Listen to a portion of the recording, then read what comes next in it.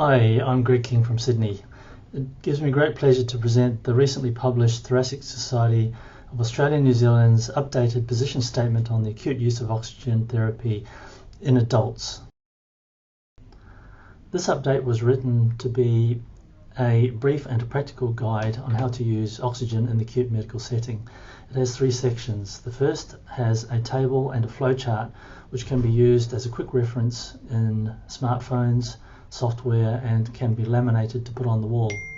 The middle section has these recommendations in detail and includes hints on using it in clinical practice. The final section contains evidence and reasoning in detail behind these recommendations.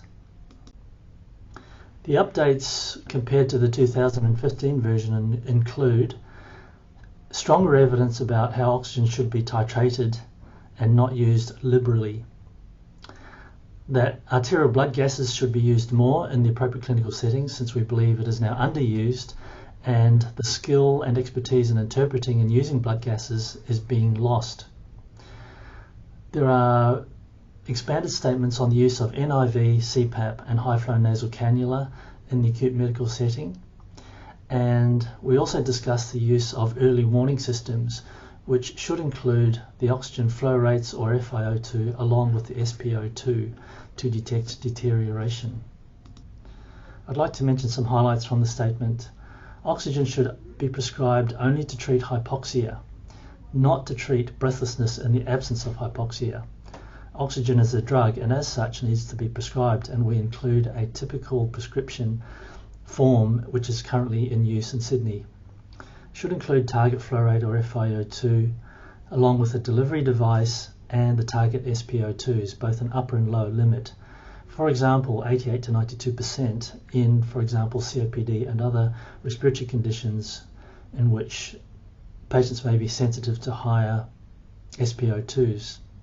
Otherwise, using 92 to 96% in other clinical situations.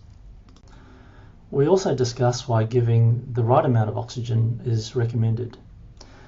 Leaving hypoxia untreated is obviously hazardous, but so is giving too much oxygen. There are many reasons behind this, but for example, some patients are very sensitive to worsening respiratory failure if giving too much oxygen with high SpO2s. Another reason is that it may delay diagnosis of deterioration in gas exchange or clinical deterioration, leading to a delay in appropriate treatment. It makes, in essence, SpO2 monitoring less effective.